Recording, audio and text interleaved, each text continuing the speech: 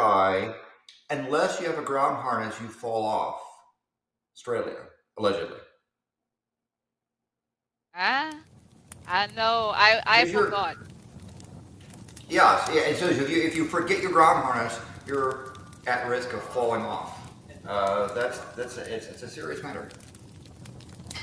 Oh, That's what Red Eye told me. That one has to always know where your ground harness is. So maybe that's happened to your Hooter or something like that. I just assume that Australians use moon boots, but they do the opposite. Instead of letting you jump higher, they keep you attached to the ground. Ah, that's an interesting idea, yes. Well, maybe a part of the secrets there, but I'm sure that Maanyaa could tell us more, allegedly. Maanyaa, have you learned any Australian secrets yet? Like, do you know who actually invented pavlova and who has the better pavlova? That's a very important matter. Hint, it's not the Kiwis.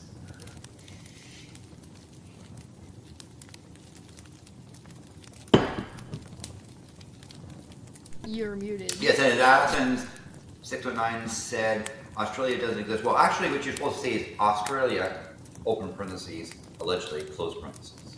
So if you do that, then Uncle or Auntie Susan, let's say, doesn't come out of the woodwork and ban you.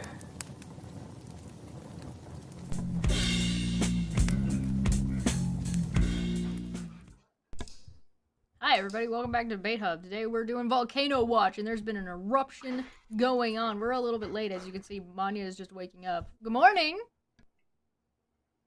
Morning. Sorry, I forgot. My bad. I was sleeping. We are so glad that you're here, though, Maanyaa. Thank you, Maanyaa. Are you? I think so. Yes. She'll kill me after this. After this show, she's going to growl at me. No, I mean, gonna kill. Part of Volcano Watch is Maanyaa, right? You were a key aspect of it. But I will say that while you're eventually going to find the list of things, of predictions from last show, just letting you know, the ground harness caused those notes to fall off. Let me find my notes.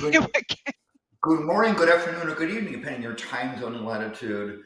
Apologies to those that are putting up with hyper-nationalism and belligerent patriotism of my fellow roommates, who are either noisy downstairs neighbors or very noisy upstairs neighbors, depending on where in North America you might live. There are a handful of political conversations that are going to be happening on this channel over the next couple of days, so look out for that. There's going to be, we've got on the 29th, we have Debate Pub, so I'm sure we'll be talking about it a little bit then with Dapper, who I have no less expectation than he will be an absolute savage. I also have Chris Shelton coming on Tuesday, and we're going to talk about MAGA specifically and like the psychology around like this MAGA movement. And I'm also about to go absolutely war crime Canadian Hulk mode on Monday, but I'll be doing that on my channel as a prefecture to our Tuesday show with Chris. So yeah, look out for that. It'll be a good time. But I do believe watch out for this space. Yes, watch out here. Like, subscribe, share, all that fun stuff. But I do believe Pele has been shimmying and shaking as of this week. Oh yes, I mean she is one hot mama who has been active in there. In fact, we have a great show for you. We have a really greght show for you today. Oh boy, baby! Today, because Madam Pele has been and has been dancing, and to celebrate this, I do have Kona coffee beans in a Yeti mug. Thanks for that. I need pure Kona coffee there, but to drink in Pele's mug, I have a Victoria beer. It's a Mexican beer.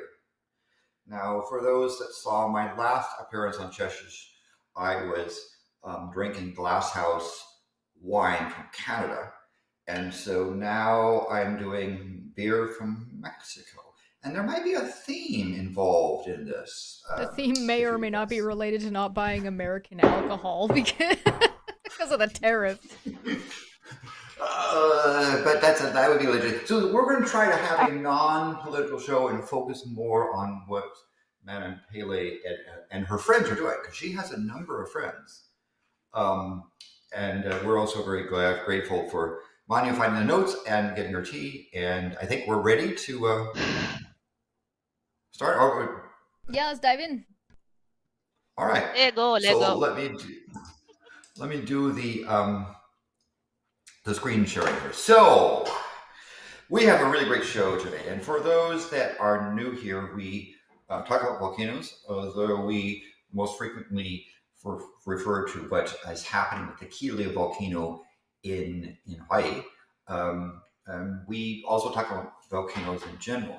And if you're new here, one of the things to note, one of our common themes, is to say that volcanoes are very common, and volcanic eruptions are very common. They are not harbingers of doom. They're not signs of the end time. They're what planet Earth does. And while it might not be as volcanically active as the dwarf planet Io going around Jupiter, it is there. In fact, you say, how many active volcanoes are there?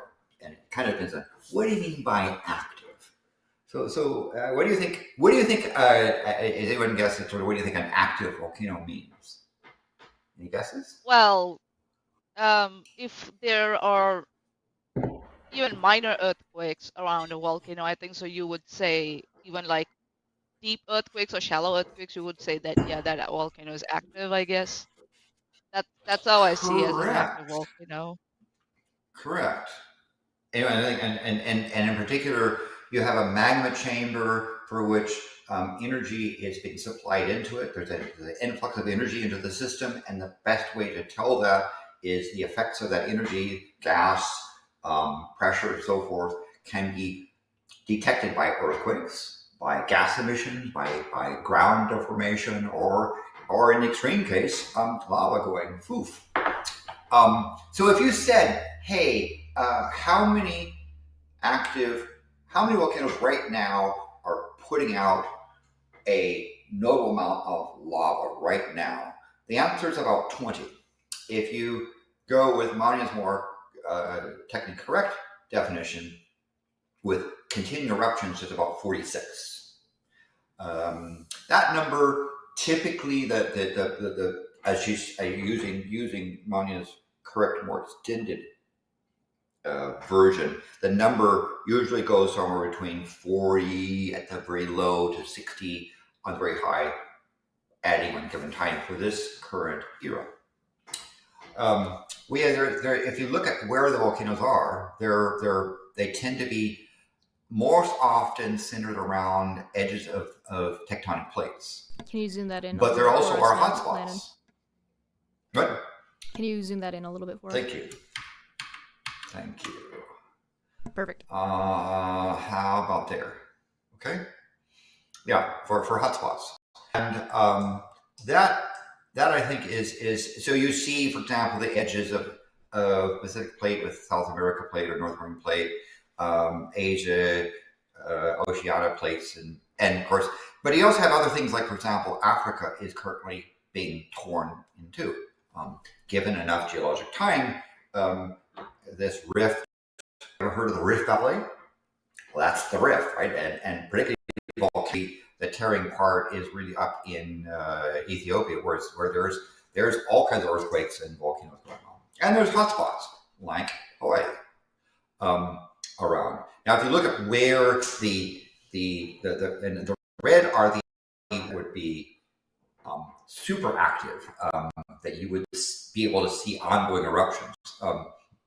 There are two perennials in Italy, Stromboli and Etna, and those are just always erupting, right? And and sometimes spectacular. The Stromboli is known as the house of the Mediterranean. In fact, like in Roman times, it was used as a lighthouse because it glowed. Iceland right now currently has things that are on a sort of a watch thing, so it's a little bit orange, but not quite erupting. But Iceland is also highly volcanic. In the ocean, Ethiopia. This is a volcanic system that's the edge of the tear of Africa being ripped in two. When joined us are Barren Island. It's a barren island for a reason. It's very volcanic active, and then there's a couple in DR Congo that are actively erupting. Indonesia usually holds the country with the largest number of volcanoes actively erupting. Currently, right now, it's 8. They have a number of islands, and they also sit on all kinds of faults. So it's no wonder that they have some really spectacularly erupting volcanoes. And Indonesia even gets their own section. And these are 8 that are actively erupting. There's a number of other ones that are technically erupting, but are not as active, but they'll come back and forth. Go and look at Alaska. There are a couple of volcanoes, 3 volcanoes in Alaska and Aleutians that are active. They're not actually erupting, but they are in ways. In Central America, Mexico always has this one. This volcano here is always in Central Mexico, always erupting. Guatemala always typically has 2. Nicaragua typically has 1. There's some others that come and go. South America, Ecuador usually has 2. Peru has 1. Chile only has 1 right now. Chile, this is on a volcano on the border of Chile, and it sometimes has other ones that come and go as well. Like this one is. These are typically erupting, but right now they're in the unrest phase. Also, South Sandwich Islands has one now that's big. Mauritius, one of the most active volcanoes in the world, is in Antarctica, and it's one that's currently erupting. As well, it currently has the largest lava lake in the world, even though it's down in Pacific Ocean, Hawaii, Kilauea. Yes, we'll take a see what Madam Pele is doing in just a moment. Also, you look at, for example, Ecuador has 1. There's New Guinea has 1. Solomon Islands have 1. Tonga, Vanuatu each have 1.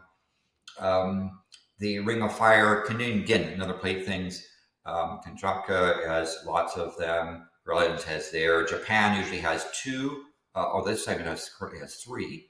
One in China and 1 in the Philippines. So you can see there's lots of weeklies going on. Any comments so far? Any? All right. You're gonna need to zoom that one in a little bit as well.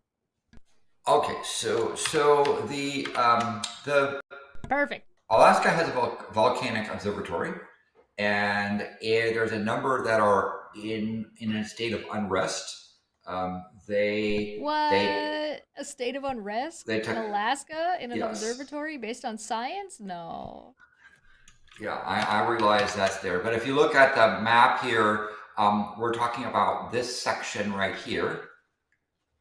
You see it, and that is the section for which Alaska has lots of food. There's a couple of volcanoes right now that have elevated exciting activity and steam that are near eruption. So even though Hawaii has its more famous active ones, Alaska has a number of other as well. So let's go and look now at what's happening with what the Hawaiians refer to as Madam Pele, the volcano goddess, whose normal home is in a place called Halemaumau. This is how you say this, Halemaumau. And Ma'u, like many things, in Polynesian, when you see something doubled, they are emphasizing that. And so Ma'u means is the house of ferns, but it's doubled, so they're putting a special emphasis on sort of her home, as they call it. And again, if you talk to many Hawaiians, they'll say, "Yeah, we know it's a volcano, but our tradition is Madam Pele. You guys and gals have your tooth fairy and your Santa Claus and Easter Bunny. Give us our Pele." So we respect that and refer to with lovingly and respect to Madam Pele. It's not about like give us Madam Pele, isn't it? Like it's like everybody else around the world has the most bizarre myths and legends. But yeah, a volcano having a personality, yeah, no. Or a volcano, having people in the skeptic community tend to talk about the personification of things that are not people as if it is inherently a bad thing. And personally, I think it's fine as long as you don't delude yourself into thinking things that aren't true based on that personification. Exactly. And I also say as well, to add that thing, so there are many Hawaiians that will still take some items from their village, to their town. They will go ceremony and wrap it up in a leaf called a tea leaf. I think that's T-I. And those things might be a fragment of a child's baby tooth. It might be a shard of pottery. It might be a part of a photograph. Anything like that, things that are important, and they'll send somebody to Kilauea to present that thing as an offering. No, they don't throw virgins in. That's a sort of a Western myth. And again, people who do that say, yes, this is our tradition, and we are continuing these traditions. And it really is a nice thing if you're there like myself, and you're in an area where they will frequently offerings. They also bring in drinks and other substances. And one of the interesting things is that there's a notion of sharing with Madam Pele. You're not tossing virgins into the lava pit. You are taking something of value and you are sharing it with Pele. And part of that sharing is to share it with others. I would elect to toss into a volcano, but all right. The kids in the volcano, like, hey, Madam Pele, take them, whoop their asses. I feel like if I did that, Madam Pele would just be mad at me. She'd be like, "Why are you giving me all these insults?"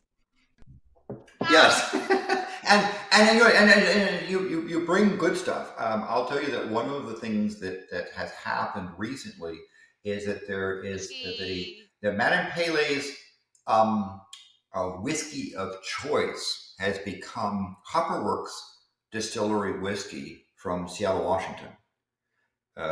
Washington, and there are other ones as well, but they'll get muddle of that. And if you're there and they know you're going cool about it, they'll share it and basically a third of the bottle and then give the other 2/3 to Pele. And if you're into various medicinal herbs and substances, they have plenty of those too, where they share it with Pele. And it's sort of it's a celebration, but there's also a lot of things where there's sort of forms of hula dance that are trying to convince Pele and her sister, the goddess of the ocean, to chill, because apparently they are in love with the same dude of some other god down this line, and they sometimes get test each other. Always after a guy. Why is it always after a guy?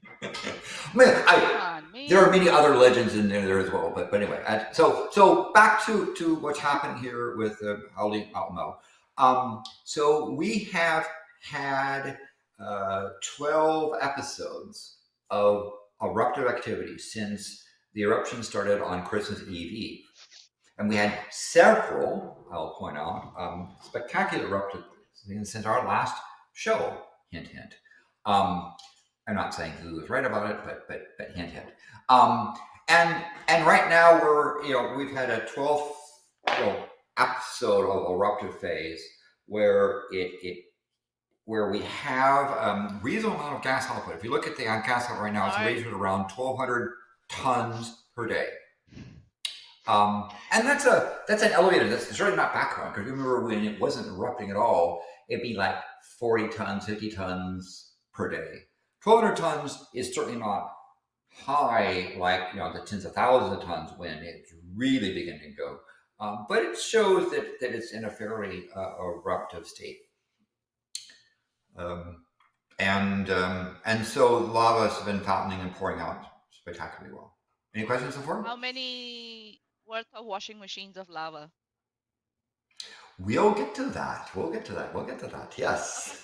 So we'll have, and maybe if we're clever, we'll figure out the number of megapipes.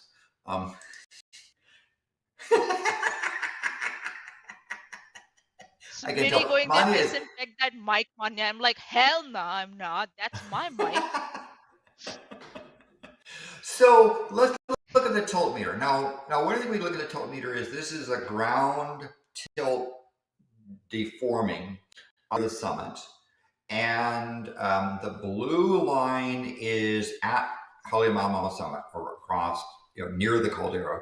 The green line is farther down the east rift zone at a place called Pu'u'o'o, which was the site of the famous 35-half-year continuous eruption from 1883 to 2018. And so what you're seeing here is that the most of the tilting stuff is going on at the summit. The major here is in microradians. And a microradian would be if you had a 1 kilometer bar and you lifted up the bar 1 millimeter on one end. So for those that are metrically challenged, think of like 0.6 of a mile where you wedge a dime underneath the end of a bar. That's 1 microradian. And usually the scale is, we talk about a microradian or 2, but we see these deformations are actually quite large. They're 10 microradians, fairly hefty. And the form this is the last the last week.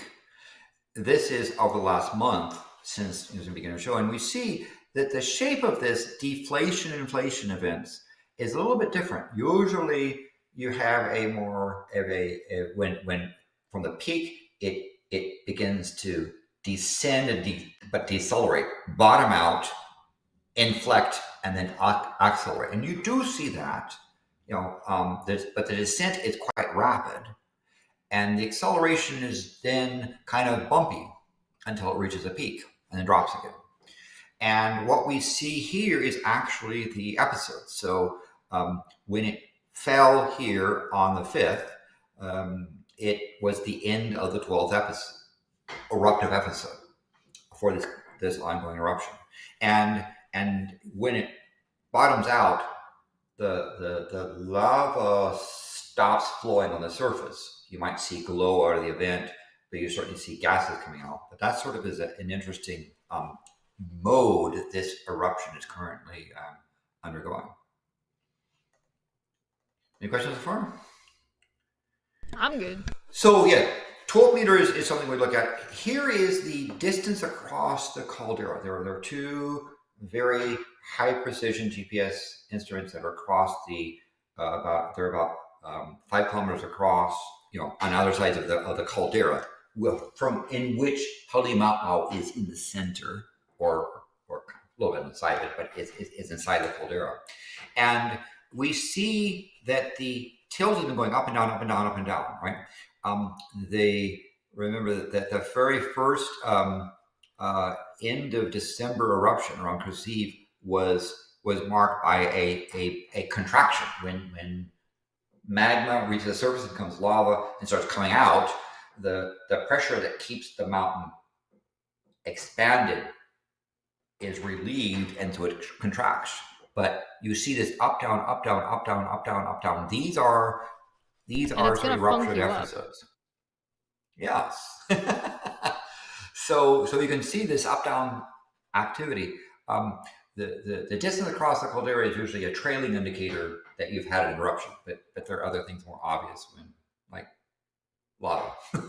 And on the longer term, the 5-year term, we can see other periods of eruption here. And this latest period right here is the current eruptive episode, which we're in the 12th phase.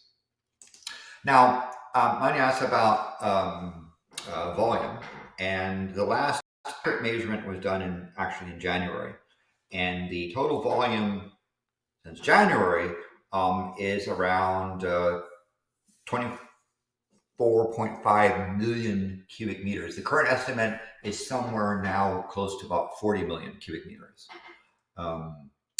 That's about 40 million washing machines, if to use the show's standard unit of measure. Is that right?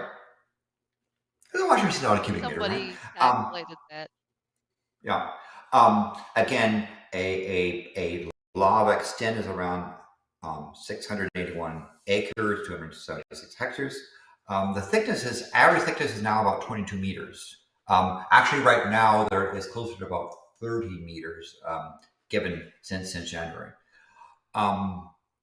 Now, one thing you can see is that this gray line here was the Maanyaa region before the collapse. This collapse refers to the very end of the 35.5-year eruption, where lava was coming out here to the summit. It went all the way down to the edge and poured out at the very last in the edge here as the summit was drained and the summit collapsed to create this curve down here. And if we look at the overall map, we can see this block depression again. That Maanyaa here. If you look at this is like, here's a larger caldera, and here's Maanyaa, and we see that these eruptions since 2018 have in some have been confined to the pit. They haven't been bothering one, and they make a nice tourist attraction. I'll point out, because people such as Red Eye have been asking about at what point really will this fill up and overflow and start going down towards the ocean. There's about 200 meters from where the current level is to sort of this area around here, and a little bit more to get across up to the top. So it still has a neat way to go. Remember, when the collapse occurred, the peak of the mountain dropped 500 meters. That's over 1,640 feet. It plunged down in, and it's filled up a pretty good, although because of the way the shape is, it takes more and more lava to reach higher and higher spots. But I want to point out the distance from here to the rim, about 200 meters. And this is a picture taken just 2 days ago. This is a spectacular, some of the spectaculars there. I'll zoom more. And as you can see, the fountain, there are kind of two Beautiful main vents. The second one is a little bit tighter constructed, and so the lava gets ejected. It goes up much higher, but the second vent is a much more prodigious flow site. And you can see that this, there's like 2 people that get that joke. Pro, yes, it's a pro at being digits. It's okay. Don't worry about it. There's 2 people. Me and one other person in the chat are gonna get that joke. Don't worry. Listen, if you are in the chat and you understood what I just said, put your hand up. Thank you very much. I appreciate. You're a real one. But look at this. The height of this fountain from the base is around 220 meters. So this was throwing up rock, liquid rock, almost 220 meters. Non-metric was that's around 650 feet, something like that. A lot. This was sort of the first time that in many years that we saw lava from within the caldera go above the rim. There have been, explosions that have sent rocks up there, but it's probably, you'd have to go back to the era of people like Samuel Clemens, Mark Twain, before you would see account of lava going higher than the rim from the base. Spectacular eruptions, and but these are fairly short-lived episodes. And this is when, if you look back at the tilt meter, this is one of these at the peak. This occurred right there at the peak of the tilt here, producing material that went from the yellow line up above the rim, and flowing quite spectacular. So she has been very, very active. If we look at the maps, again, we can see, I'll zoom in please. Here. Enhance. Wonderful. Enhance. So on March 4th, we had a beginning of, here we see the two vents right here. And we see that, again, you see the distance in terms of what kilometers like. And so you get this sort of inactive, they call it solidified. It really is kind of soft, crunchy, not recommended to walk on rock. Although some of the black one, you could sort of do it with proper shoes. But this is sort of the extent of the flows. And this is at like, almost 8 in the morning. By the next day, we had this, right? So we see the several fountains.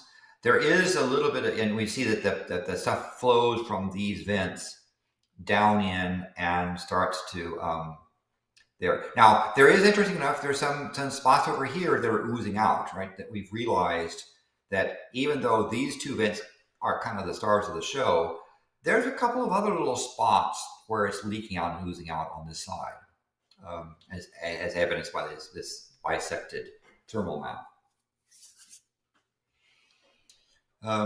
Moving on here, this is on February 7th. So this was, again, just after, I think, the last show. And we have these two vents. They had paused. The dotted dashed lines had been a previous set of eruptions. And just after we, again, after our last episode, we started having, again, spectacular eruption. So you can see the extent of the Maanyaa pit with lava flowing in here. And if we move over here to the side, we'll see again, in this particular case, apologize for that. In this particular case, what's happening is that we see from our vantage point, the higher fountain that's more prolific in its but we can also see evidence over here of some oozing here, and back here.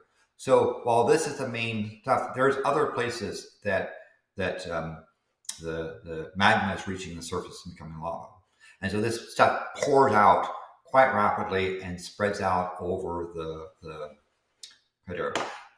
For those that remember the thing about Gilligan's Island, that's long since been buried. Gilligan's Island used to be floating over here. R.I.P. Gilligan's Island. Yes, it has become one with the rest. It has been a long ride. Yeah. Yes, it's going along with the rest of the rock for the ride. So the USGS is still monitoring the eruption. Wow. They That's have a people beautiful that go, shot. Oh, thank you. It's not my shot, but it is. You can see there they have proper hazmat things. Well, if you go to the park, from your visitor's vantage point, you will be safe. These people are, one, at risk if this begins to shoot up quite high. Because remember, this was reaching above, at times reaching above the rim edge. And a little bit of wind can blow very hot liquid rock towards you. And even if it doesn't land on you, breathing air that's been superheated by liquid rock is not recommended. Is that correct, Maanyaa? Is that? The safety protocols? Yes. Okay. It's been, now, as I say, they have on suits and materials, they have an exit plan, they have radios, there are all kinds of protocols of how long they stay, and if there's any changes, they get out of there, but they make measurements. We have a question there from the also chat that are, asked, is sure. oozing a technical term? Yes, I've heard volcanologists used oozing as their. This is, take a look at this lava here, right? Let's go and look at this. This Lava castle. This is a ropey lava called bohoi, as opposed to bohoi is this sort of ropey sort of thing. Here, a person, and again, they have on safety, gas masks, thermal suits, all kinds of other things there. There's backups. They have pulled a little bit out of rock to put into the bucket to freeze. Those bits of rock are taken to the lab to analyze, and then they're put back. They throw them back as a courtesy to Hawaiian traditions. So this person was managed to land in the caldera at the far edge from where the fountain is going. The winds were appropriately aloft. Nevertheless, they also had appropriate gas masks. I will point out, again, I know that we're not talking politics, but one of the problems that USGS has is they have a supply of these gas masks. Those are consumable items, right? Once you have been in significant gas presence, you don't tend to reuse your masks. Yeah, there are two types of masks. Yeah, one are reusables that the guys over here are using, and then there are the ones that have your plastic and rubber ones, but they have cartridges that can be replaced. So they are more expensive. Reusable ones are usually less expensive, if I'm not wrong, Landon. Yeah. Yes, and so there are cartridges that are under this thing. What you're seeing here is because the heat of this is so intense. It is blistering to the skin. They cover up their face over there. So the gas mask is not a bunch of cloth. There are real gas masks down below there. But yeah, some disposable ones also come with cartridges. Yeah, that's also true. Yeah. And so the cartridges are used, and particularly if they have also on them gas sensors, and so they those gas sensors, if they reach a certain level, say you can't reuse these. So they have a supply of these. The problem right now is that a person known as, I refer to as Space Karen, otherwise known as Elon Musk, and his Doge little twerps. Oh, I'm sorry, you mean big balls? Big baby boy? Speaking of virgins, I want to throw into a volcano. That would be a worthy sacrifice. No, it wouldn't! Yes. Pele doesn't deserve this shit. Okay, I thought she would enjoy destroying the. Okay. No, you share. The tradition is you share your food, your beverages, your best stuff. Even your best. What do I sound like? Cain from the Bible who gives like his worst wheat to the gods? So, yeah. So I'll mention here. All right. My bad. Trying to move on. That the mask, a consumable item, they're having trouble purchasing them because the Doge twerps have put on credit cards a spending limit of $1. Huh? Landon, can you come back on screen for a minute while you talk about this? Sure. There. So they put a spending limit of $1. So that means even though Congress has authorized USGS to buy gas masks to monitor, because many of the Americans that live in Hawaii depend upon warnings and monitoring of volcano for safety purposes. The fact that it costs they cost more than $1, and Maanyaa can attest to how that they're not. So these are not cheap. The ones that work, and if it's your lungs, you want the ones that work. You mean you're not buying your face masks off of Temu? What the fuck? Government or waste. AliExpress? Oh yeah, got it. Yeah. And so, yes. And so what, so there are people who are spending their own money to buy safety equipment because they want to monitor the volcano. They have a passion for it. And they can't, because even though the budget allows them, because the twerps have put a $1 spending cap on government credit cards. We do have a question $1? from the chat. What the fuck is that? That says, how does Madam Pele feel about cider? Would Pele? Yes, actually, I've had some fantastic cider made locally. They had it. Hawaiians have all kinds of fruits, and there's like special apples, or they call them like banana apples, right? It's actually a banana, and they make a cider out of that, and it's quite good. I've had samples of that. Just so we don't get too distracted. So you're telling me that because of current politics that we're not going too heftily into details on this show, or on this particular episode, but we'll be talking about more in depth later, we have a scenario where Hawaii will inherently become less safe, and therefore the people of America, regardless of political affiliation, will be inherently less safe due to less observation and less scientific endeavors happening in relation to Madam Pele, because specifically Elon Musk has tampered with funding that already exists. Funds that have already been allocated. The money is there. And so I guess the answer to that riddle is blame Canada. Blame Canada. All right, yeah, sure, okay, yeah, fine. Funny, I'll just add one last thing related to the volcano show, but I'll just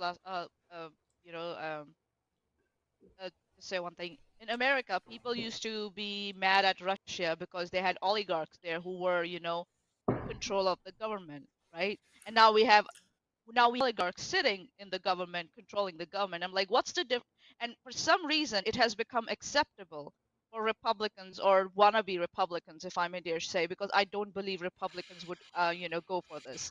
So, what? Oh, what? Yeah. So anyway, I didn't mean to get involved. There was a question last on the previous show about funding, and I mentioned this sort of thing as an example of that. I don't say I would mention that. Oh yeah, unless you're eating rockets.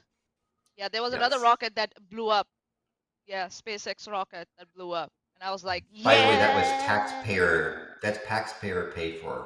Space rocket. Okay, shit. So let's go back here. Let's go. Let's return. Let's return to the main broadcast.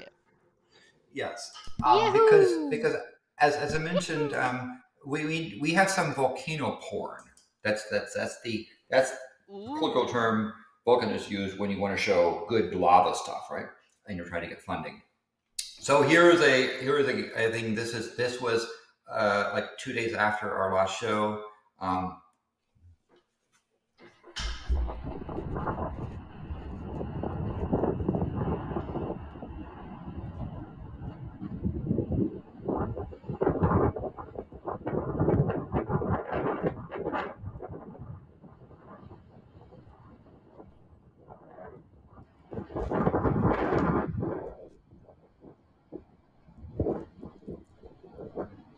I mean, that sounds great, but we can't see shit.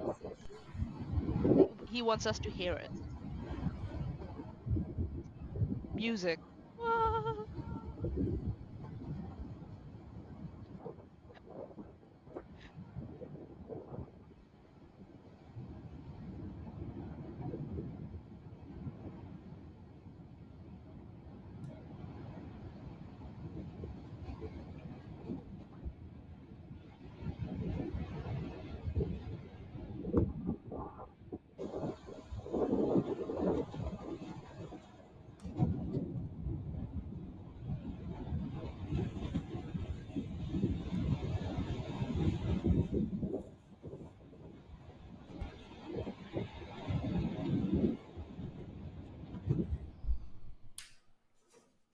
All right. That was some Beautiful. spicy audio. Yeah. Oh, Athens just playing with you. All right. So as you see, a couple of things again I want to point out here. So we see now the two main vents, and we can see the speed at which gas is ejecting. Right. This is liquid rock density being ejected. The speed that some of the gases are being ejected out of here approach supersonic speeds, and the volume. This is how you get, several million megapints of lava coming out from an eruption. The scale again is quite huge, and again you can see the flow rates coming from these events. Again, you see this spectacular stuff. Oftentimes, what happens is that you get so much lava in the vent mouth that it begins to block itself. Well, that's when you get more pressure buildup, right? And then you start getting the wobblies, and you start getting the forbidden brownies. Yes. But then you measure like the speed. So here's a case of a material that came and blocked. It bisected the vent. It'll blow this out. But you're talking about speeds that are typically like maybe half to 2/3 Mach of gas that's able to take rock and eject it out 200 meters or so. It is an enormous amount of energy. Yeah, if that energy is able to shoot rocks up, and especially liquid rock up 200 meters, yeah, you imagine the force behind it. Yeah, and that's because in the magma you have down deeper dissolved gases that, as the magma reaches the surface, those gases, the pressure drops and those gases boil. And the boiling, the popping of the bubbles, violently force the material out and onto the surface and up. So as I say, you see here's a case of a again, the daytime. Normally you don't see red stuff in the daytime. That's not normal because the air is so cold with respect to the lava that it freezes. And because colors aren't real. Yes, that's true, I guess. You can see, again, with respect to the rim, that this eruption is in its quieter phase as it's deflating. So one of the red is the visible ejection spot. You can see how the wind sometimes is coating the back with material. But over here, you can see what lava, a lot of lava sort of looks like this. Sort of, it very quickly freezes. I mean, there's only a couple of seconds from here to here. It's already beginning to develop a skin. If you go there at night, you'll see all these cracks and glows coming through. It's a much more impressive sight at night. Basically, it's the same concept as the light bulb. Yeah. Exactly. Here's another, vent. Again, you can get spectacular Landon, splashing. you're not screen sharing. Oh, I'm sorry. Trade my Canada. Let's go back here. So let's go back to the spot. I'm going to show you again that you can see the two vents. We see the material, and again, I'm showing the fact that just a couple of seconds after it comes contact with the air, you get a crust over, and it's only where the crust breaks through that can you even see red stuff. At night, this is a spectacular thing because you can see the glow coming up through the crust that quickly forms. And in here, again, even when it is somewhat low in volume, you'll get a particular flashing effect. The vents kind of open up, they widen themselves, and so they don't shoot up as high, but throw a lot of material off to the side.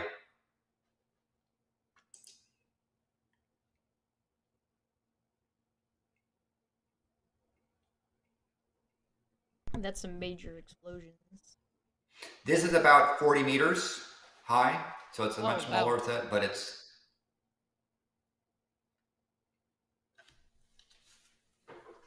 yeah, it is quite it's quite noisy, but there's only so much noise you can have. Again, if you look at the material closer to at night, if you go there at night, this is you see now the cracks, these wonderful fractal-like patterns between the crusted rock.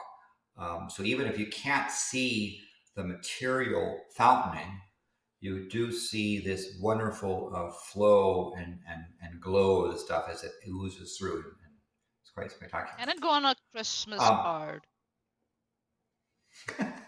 Yes, that would be a good. So here's another example. Yes, very Christmas themed. Red hot magma. That's not snow, it's ash. Here's a. By the way, I'm not sharing the sound because usually what you hear is helicopter going there. But you can see again, even producing only about 200 tons of silver oxide per day, and a little glow. It still is oozing, right? There still is material. You see the two vents here and here.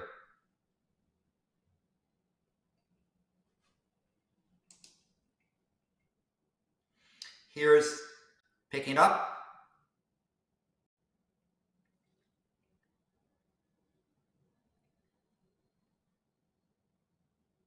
Whoa.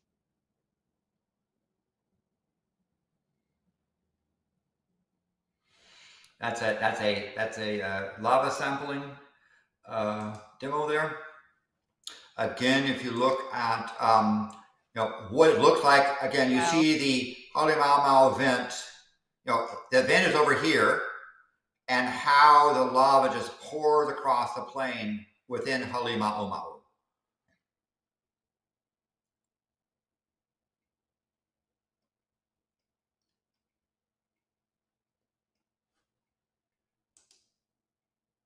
You can see again that the I was going there. There's Mauna Loa in the background.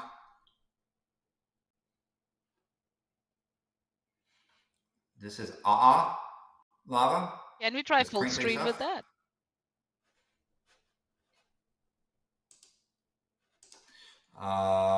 Let's see. Can I do that? Yeah, just zooming it in because full screen will likely open a different window. So I'm going to go back to the spot to show you what the flow is like. So this flow is moving slowly across, and you can see it kind of oozing there. This is very, very blistering hot thermal energy, and you can see how it kind of pushes along and cracks and crinkles.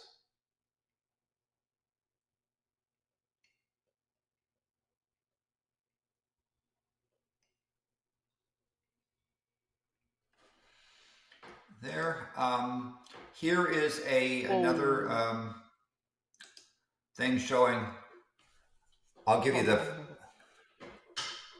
I'm going to give you the sound.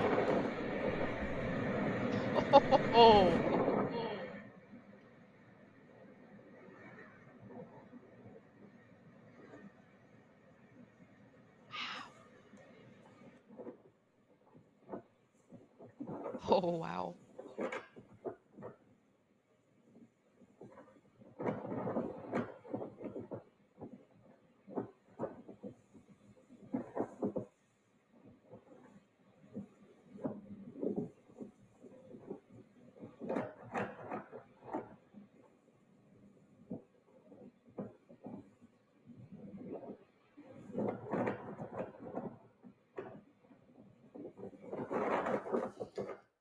So I want to point out again, if you look at the timing of you can see the timing of the rock, right? I'm like, let's go and look at this blob here. 1001, 1002, 1003, 1004, 1005, 1006, 1007. 7 seconds to fall from vertical, free fall.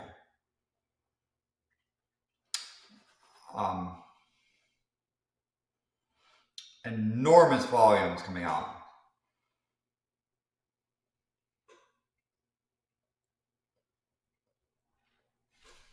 Though we should probably move into our predictions. Enormous. What were we predicting last time?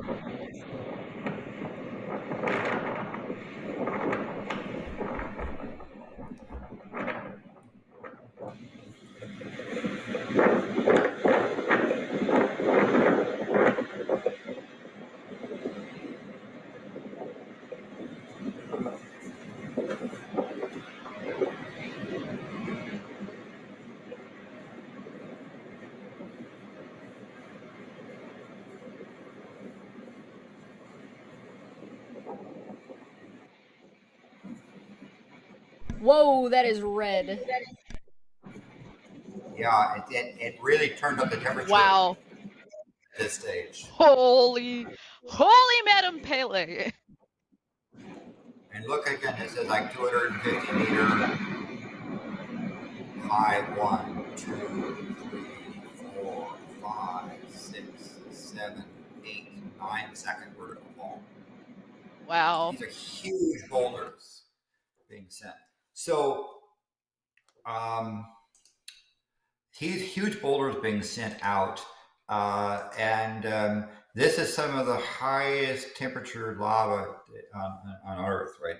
Of very, very, very high temperature stuff, and being injected with gas that's approaching supersonic speeds. Quite an impressive thing. So, strangely enough, if you look at the earthquake patterns, there's not very much earthquakes. Right, the ground is not cracking and deforming because it's got a vent. Yeah, everything is going up and out. There's nowhere for it. It's already not moving down in that area. Yeah, and so you see here's the Holy Maanyaa summit here, and you see there's just a little bit of stuff over the last 7 days. It's fairly seismically inactive in that from that standpoint. Of course, Hawaii is a land of rainbows. If you see the license plate from Hawaii, you'll see rainbows because it's very common. It's like wet, tropical. And I just went here to this, when I'm preparing for the show, I went to the webcam and saw this, nice rainbow block. Now we'll go and visit the cam now to see what's happening. The rain has moved forward because it doesn't rain constantly. We need a sound snippet of Landon going, wow, that's a rainbow. You can't just be like, so I looked at the Hawaii cam and there's a rainbow there. You're going to get them bombed. Wow, there's a rainbow. I want that one. This was when it was raining. So sometimes when you go there and it's raining, it's hard to see because of all the mist. But here again, you can see here's the two main vents that are pouring across. Again, the couple of kilometer across the caldera. We can Maanyaa, see it. Do you have what our predictions were last time? Yes, I do. Yes, I do. And we can see here's sort of the live cam right now of we can see with there. It's not currently erupting. Here's another live cam from across the way showing what it looks like. Here is another one of a cam on the current vent. And you can see that it's there still is steam coming out. Thermal cam shows this area down in the Holy Maanyaa bit is we're talking like 70 Celsius, right? It's 70 that Celsius goes on is a Christmas card.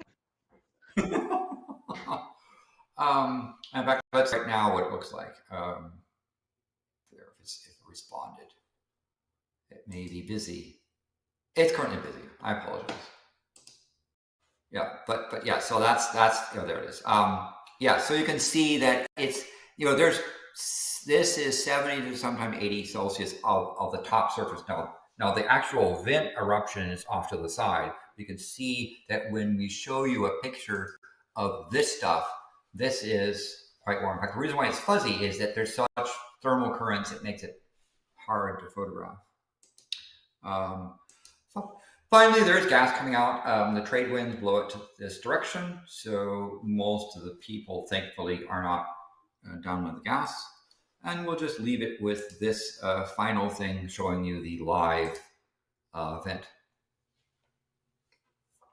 So we have predictions.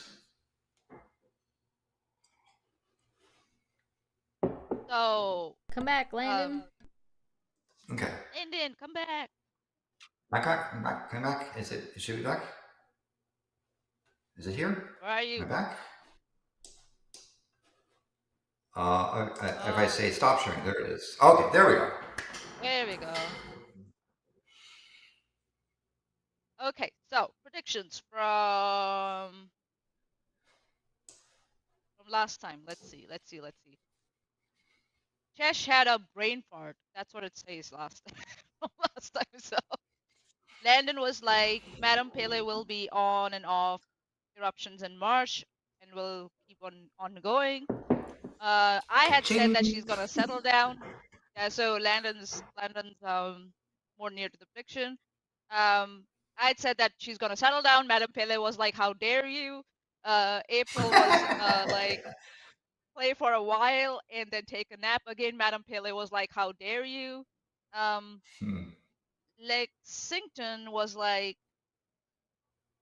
oh yeah, there was another thing. Chesh, did you apologize for confusing Star Trek and Star Wars? Yeah. And then everybody else that night proceeded to make Star Wars references, and I took my apology back. Oh no!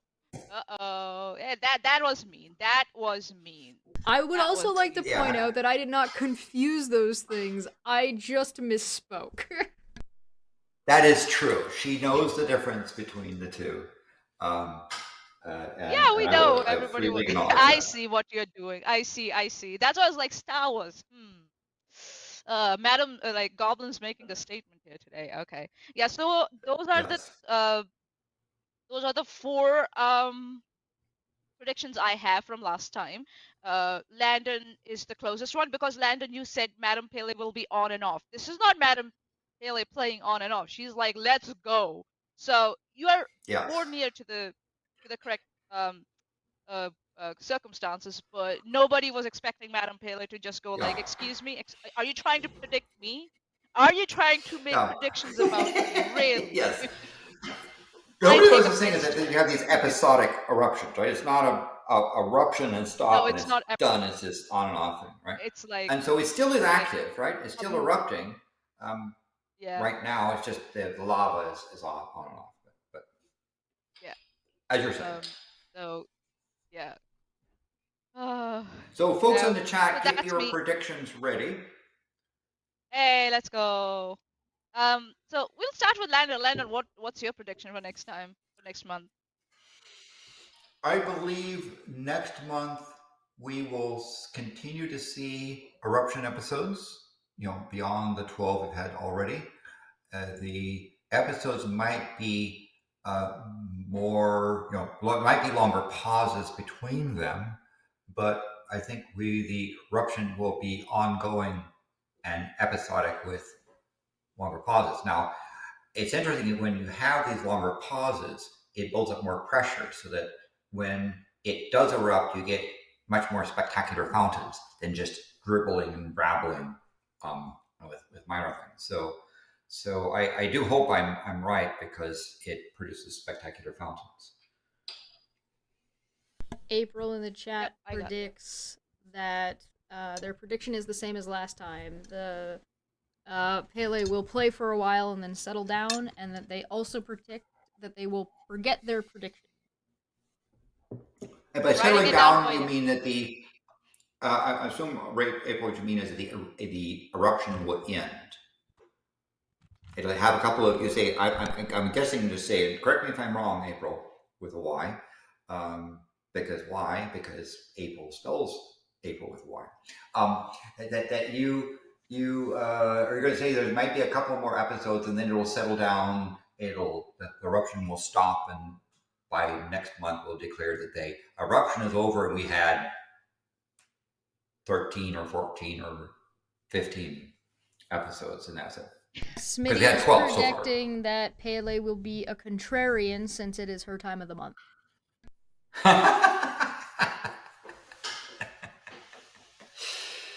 Yes.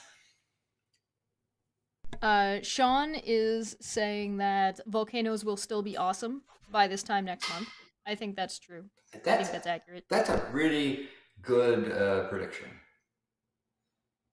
And Team ONB Formula One Dog Racing says, my prediction is Pele, hold my beer. Yes. And that could be the case. She could turn up the flow to 11. We've seen spectacular flows. We've seen eruptions where the flow rate has been an order of magnitude more than what it is now, right?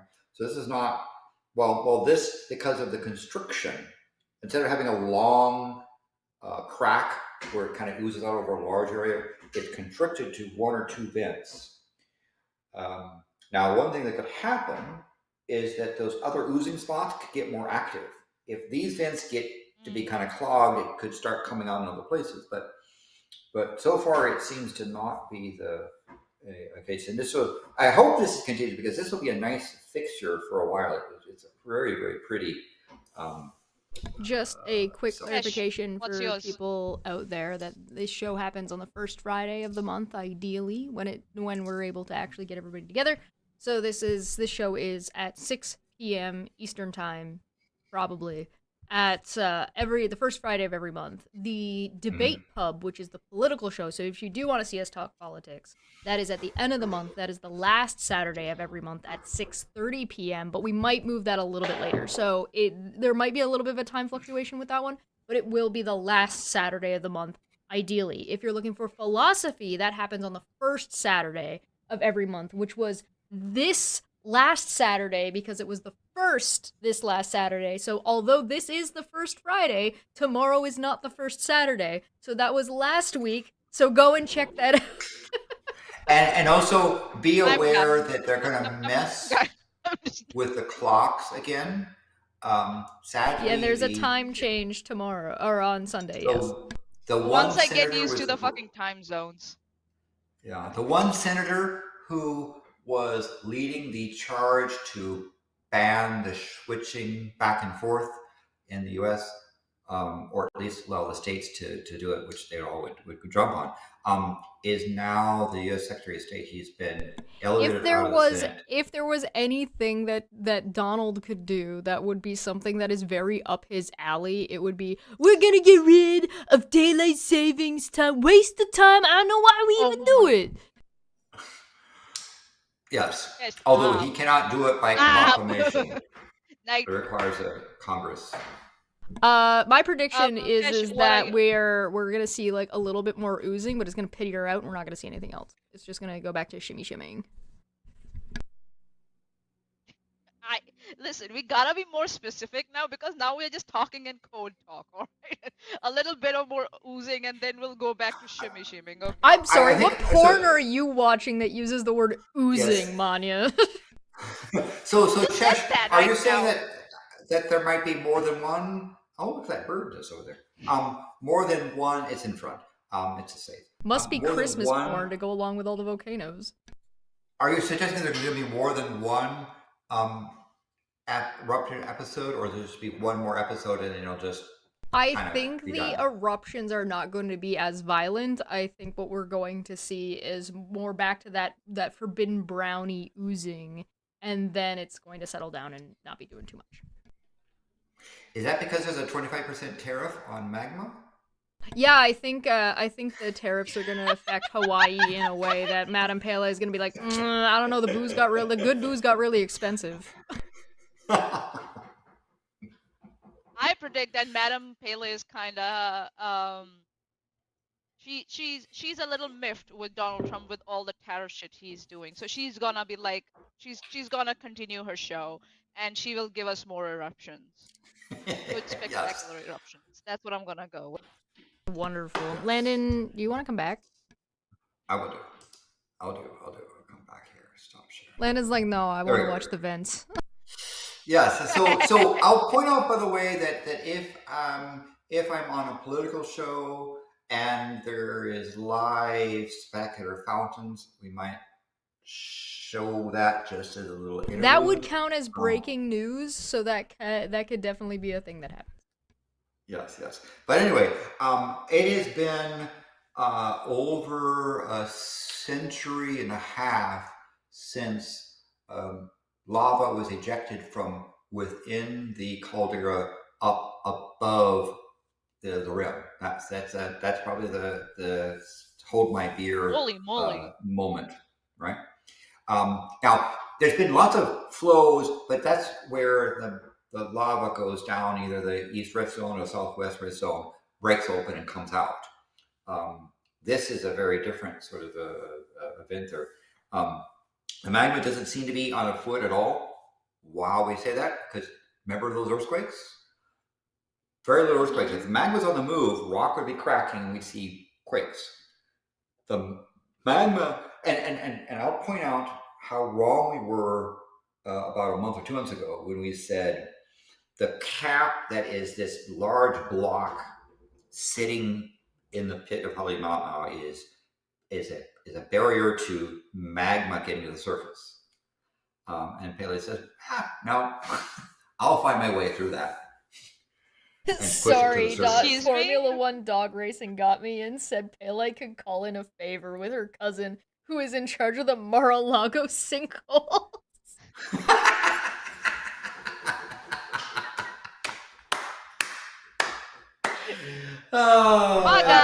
That is the end of our show today. I think that's a good note to end on. Thank you so much for joining us today. We will see you next month, same bat time, same bat place, first Friday of every month. Make sure to like and subscribe and find all this stuff here. I know that Maanyaa is still waiting for her computer to come in, but she'll be back at the end of the month. Landon, are you going anywhere this month? Besides back here again soon? The International Obfuscated C Code Contest, its 40th anniversary, RCC 28, is open for the next 3 months or so. www.ioccc.org. You'll find information about that. Entries are coming in, and we will see what creative obfuscations people have. So it's been about 4 years in coming for the 40th anniversary. It's now there, so we'll see what happens. Thank you so much for joining us. We're gonna get on out of here, and we will see you next time. Bye. Bye.